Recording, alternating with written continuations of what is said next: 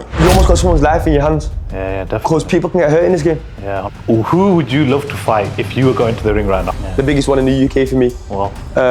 Shamrock. Exact thing that you just said there. And I laughed when I said it. Man, I battled with him for like 6-7 hours. Yeah. Into it. If it works, it works. If it doesn't work, move on to the next. They're troubled kids, but kids who are usually in trouble. You ever thought that this might not work for me? Or this is...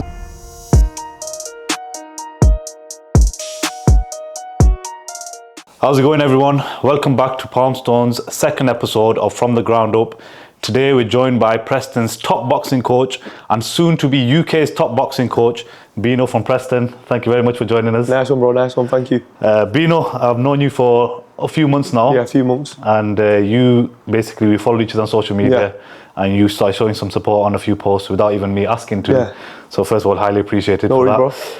bro. Bino, I've seen the level of work that you do with your boxing coach and whatnot, and I want to know how someone from up north, from Preston, which is a small city, has made it to the point where you're training up high caliber fighters with the likes of the Hamid brothers, Hamza Shiraz, etc. How did it get there? Where did the journey start for you? To be honest, bro, I was boxing a little bit when I was younger, in and out of gyms, training. And then we opened up a gym about 4.5 years ago. Okay. And then our first boxing coach left. And we got another boxing coach in. And then he left. Yeah. And then I was on a journey to Farnborough with my dad, about a 6-hour journey. And he goes to me, I want you to coach. Yeah. I was, Pops, I don't want to coach. Nobody's going to come to me. Yeah. And I argued him, man. I battled with him for like 6-7 hours. Yeah. And he goes, you're doing it? And I go, I'm not. Yeah. Back and forth, and he goes, I've got someone to train with you anyway. So I had a little 10-year-old kid coming in for a first session. He ended up doing 6 weeks with me. And then it just grew from there. And bro, flying, alhamdulillah. Alhamdulillah, that's good, man. I mean, look, that's not the conventional way people go into coaching. I mean, all props to your dad for bringing you where you are. Yeah. So you started coaching and you started off with a kid who just got given to you as a test almost. Yeah. So then where did you see that change where it went from, okay, from one child, now I'm seeing, bloody hell, I'm getting multiple people trying to come in for training, and now it's come to a point where it's time for me to reach out to these high caliber fighters? But initially we started off putting boxing classes on because there's no boxing classes running at that moment in time. And then we put it out to all the communities, all the mosques, all the schools that were running boxing classes. Initially we had about 5-6 kids come through, but my club weren't affiliated at that moment in time. Yeah. So a lot of the kids started, enjoyed it, and then with boxing a lot of kids fizzle out if it's not for them. Yeah. And then with them fizzling out, then the new crop come in. But then because we weren't affiliated and some of the fighters were ready to fight, they just went to other clubs because there's a process you have to follow in terms of getting affiliated. And then it took us about a year to get affiliated, and then we only had one kid once we got affiliated. Yeah. And then I remember I had a conversation with my dad. He goes, okay, we need to start increasing the numbers. And I go to my dad, I go, once this kid starts winning, the numbers will naturally start to grow. Definitely. Because people in our own locality will see, oh, that fighters are winning from this club. Yeah. They don't need to know that there's only one fighter fighting. Yeah. But as long as people see success, more people come through the door. Yeah. And that's what happened. So you basically didn't go down the normal route, well, not even normal route, you didn't see it as a side business, because during COVID especially, I started seeing so many people popping up in Blackburn especially, doing one-to-ones and just trying to make some side income from it. But obviously you took that to the next stage. So was that always in the pipeline that, okay, we're not only going to make this as an income, we're going to take this to the top and start coaching professionals and all that? Not initially, no. I think initially it was just a fact of me just literally working. I didn't ever think it would get to I get to the position I'm in now, or have as many fighters that I have now. I think it was just a thing of, okay, let me just earn a little bit of money. Yeah. Because I was still working at the time when I initially started, so it was just, okay, let me just train. So I initially started like a lot of people did in COVID. Okay, let me just train people, and then when more and more people started to come in, then it was like, okay, it just naturally started to expand itself. So that's what I was going to ask you. So when you said you were working, what sort of job did you have? Bro, before I started the boxing coaching, I had 9 jobs, bro. Bloody hell. 9 jobs. How old were you before at that time? When I started 21, 22. So yeah, you had 9 jobs? 9 jobs in the period. Bloody hell. From when I left when I left high school, got kicked out of college, and just started working call centers all the way through. You remind me of myself. I had about a silly amount of jobs as well. I just kept leaving. Why did you change so many jobs so quick? I think it's the sense of people always having control of me, determining when I can go on my lunch break, when I can, if a tragedy happens, if I can have time off, if I'm ill, I've got to let someone know. Yeah. It's just that constant control over me that I can't do what I want when I want as well. Yeah. And being micromanaged, I don't like being micromanaged. Just like it's very... someone constantly on top of me, like, and I've got I wouldn't say an ego, but when someone's constantly on top of me, like, why? The reason I'm laughing is we made some content last week, and I think my brother, the camera guy, he's laughing as well because I made a video and exact thing that you just said there, and I laughed when I said it. I said it's not an ego, but it's an ego thing. I can't do with someone telling me what to do. And I think that's why you've got to a stage where you're kind of focusing on professionals and whatnot, and not sticking to just the normal side thing, because you don't want to live an average life where you're doing ordinary things. So I see that you left so many jobs at the age of 21, and then you started this. Was it a risk that you took that, okay, I'm going to stop working now and I'm going full time into coaching? Was there an element of risk involved in that? Do you know what it is? I don't really think about, okay, what the repercussions of me leaving. I'd say I'll just put 100% into it. If it works, it works. If it doesn't work, move on to the next. At least you tried, Yeah, at least I tried. If I don't give it 100%, then I'm always gonna have that lingering thing in the back of my head, like, I wish I tried. Yeah, definitely. But if I put 100% in something, I'm like, at least I tried. Yeah, it's always better to give it a go and miss than rather than just miss all your life, because that's one thing you definitely regret. Okay, so I want to ask you, what sort of fighters, what level is the highest level of fighter that you've trained? I've worked with fighters at the top of the game, world champions, all the way down to fighters that have never laced up a pair of gloves before. Who would you say is the best fighter that you've trained? Don't know about best. I think to get to that world level, you're in that ilk of being the top 1%. Yeah. So I feel like all the fighters in and around that region that I work with, I can't say who's the best or who's the worst, because it takes so much hard work to get to that point anyway. Yeah. And to be world class, you got to be world level. Yeah, of course. And I think there's a massive, I think people misunderstand, to get to world level and to get to British level and be fighting on the way to a world title, there's massive leaps and massive gaps. Yeah. So if you're at that world level, then you already like exceeded what 99% of people can't achieve. Yeah, definitely. Would you consider training abroad or taking your coaching business abroad? I've had it put to me a couple of times before, but it'd be hard for me to leave all the hard work and all the groundwork I've done here, and I'm not even started yet. Yeah. And I've got so many fighters that rely on me over here, and so many people train with me that it'd be hard for me to leave all of these guys just to, for my own accord, just to make my life a little bit better. Yeah. What would you do if, say, you had a really good fighter or someone that's now made it to a very high professional level and they are fighting in Abu Dhabi, for example? Would you join them? Yeah, so obviously that fighter would be my fighter. So I would do majority of his camp in England, and then we would then travel up to Abu Dhabi together and then travel back together. Okay. And have you been in any sort of high, or can I say, a fight that's got so much noise around it before? Have you been into something like that? So or cornered someone? So like a lot of my fighters that I coach on the MMA side, they've been fighting in the UFC, in major MMA organisations all over the world. So I've been involved in about 5-6 of them. Okay. And what sort of organisations? So the UFC and Octagon and LFA. Well, so UFC, so you're at that stage, mashallah, that's really good, man. So UFC, you've been into a UFC arena with the fighter. Yeah. How did that feel? It's a surreal feeling, because I'm working with a fighter one-to-one, helping him advance his boxing, and then he's going to showcase my level of work in front of 25, 30,000 people and millions of people around the world. Of course. So it's a feeling that you can't describe. Yeah, pressure. Pressure. So did you corner him as well? Yeah, so in terms of cornering, I've done one corner in MMA, and the other times obviously it's high pressure situation, and I'm only one part of an MMA fighter's like team, because he'll have his Brazilian Jiu-Jitsu coach, he'll have his MMA coach. So I'm just specifically there just to help him with his boxing. So it depends on what the fighter wants at that moment in time, who the fighter's preparing for as well. So what would you say, boxing or MMA, what's easier to teach?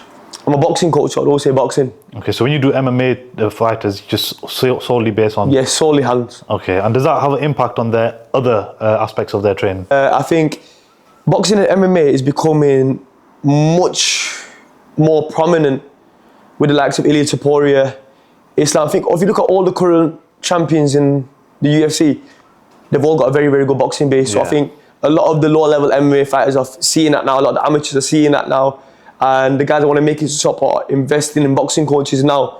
So they're preparing for the new age of MMA, because it's changing now. Of course. I think it's slowly changing away from the grappling and the wrestling element that Khabib and the Islams have obviously set a benchmark for. And I feel like now it's becoming a lot more boxing heavy. You're right. I've noticed that as well. But MMA boxing and pure boxing are two totally different things, though. Because obviously you've got the kicks to deal with, the ranges are different, so you've almost got to tweak yourself when you train an MMA fighter. You can't train him like a boxer. You also can't be heavy on the front foot, etc. So it's very different. Okay, exactly. Where does Beano boxing, where does it go to? What's your end goal?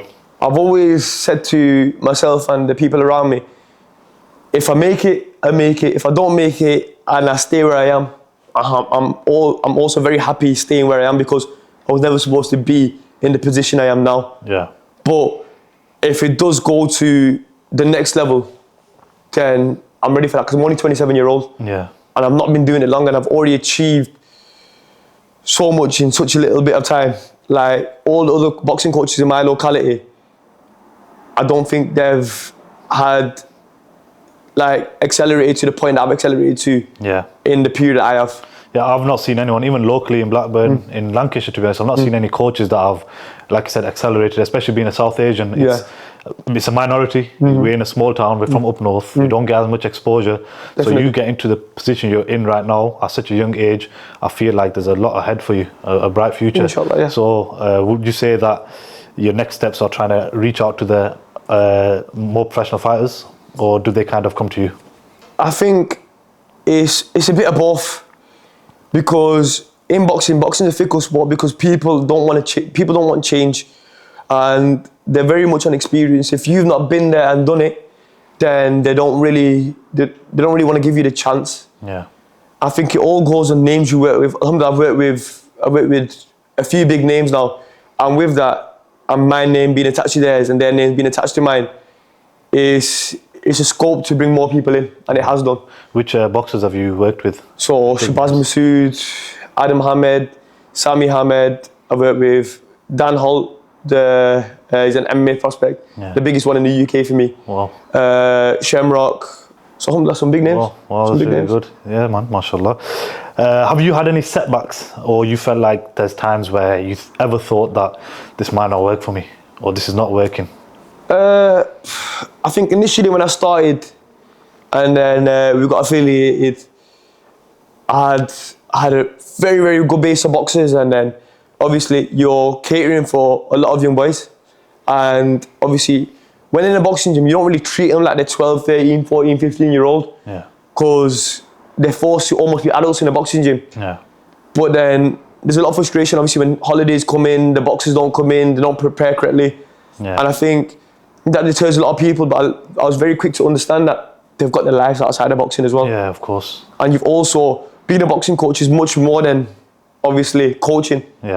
It's also being, obviously, I've got a lot more life experience than these 13, 14-year-olds, so it's also sharing a little bit of knowledge with them. Obviously, I've been through it. I've seen it all, and also just trying to guide them and give them a little bit of discipline. So when they stop, obviously, it burns a little bit.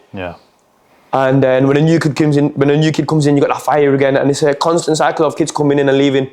So I think when you're starting, you've got to learn that people are going to come and go, and it's constantly having a conveyor belt. You can't just stick with a set group of people, because, for example, if they lose, I'm always going to get the blame. Yeah. If they win, I'm always going to get the praise. Yeah. If something goes wrong, I'm always going to get the blame. If they're not prepared correctly, Yeah. it falls on my shoulders. Yeah. So I think that's one setback. I feel like I realised very recently as well that it's a business as well. Yeah. So I feel like you meet people who might have ulterior motives, and then you've got to learn to manage that as well. And nobody's really yours in this game. Yeah. So I feel like even if I've coached a fighter for 10 years, we could have an amazing relationship, but that fighter's not really mine. Yeah. Because that fighter's got his own ambitions, and in the game of boxing, there's people talk and people try to get in other people's ears, and when that happens, a fighter's head can turn very quickly. Yeah.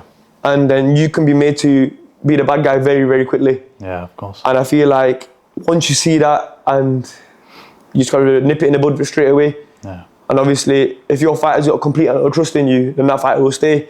Or you and that fighter need to have a conversation, and then obviously you might need to part ways because you might be the betterment for both of your careers.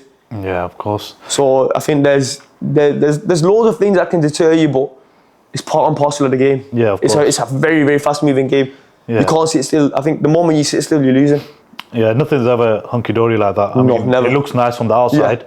It looks like you're doing your dream job, just doing what you love for a living, helping people train, but it's a lot more than that. It's so much more. I feel like at the end of the day, you're holding a person's number one health in your hands. So you got to make sure they're prepared correctly, and you've also got to make sure that person's in the right frame of mind. Yeah. Whether they're in training, you got to manage everyone in your gym, and there's a lot of people to manage. Yeah.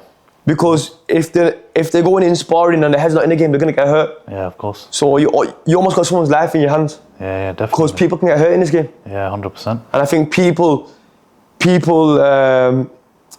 almost forget that. Yeah.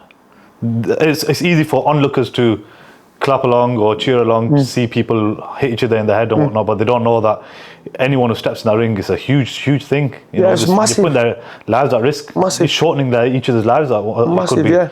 I think initially when I started, I was like, I wanted to get fighters out, but now I'm at the stage like, and I learned very quickly, if you're not ready, you're not fighting. Yeah. If you're not in tip-top condition, you're not fighting. Yeah. You got to be ready all the time. Yeah. You got to be on weight all the time, because for your own health and safety.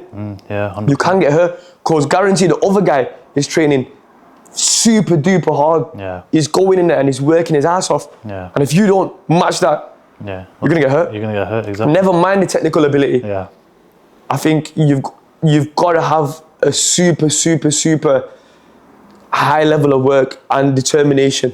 Yeah. If you have that, then you're gonna be winning. Yeah, I think that's with every aspect of life. You either put it all in or you don't, basically. Yeah. So there's no doubt a lot of boxers or future boxers will be watching this podcast. What advice would you give to anyone who is thinking, right, okay, I'm determined, I want to make it to the top of sport of boxing? Got to work hard. If you don't work hard and you don't put every ounce of your energy into the sport, watching it, sitting at home, studying, listening to your coaches, eating correctly, being on weight, and obviously don't let the outside noise distract you, then you'll go very far. So what would you say to anyone who is... Actually, what would you tell yourself if you were to go back at 21 years old and starting this coaching journey again? Would you do anything differently? Or is there anything that you've learned what you think, right, okay, if I could go back, I would have done this? To be honest, I wouldn't really change anything. I'd maybe change my outlook on things, obviously, and be less naive. I think that's the only thing.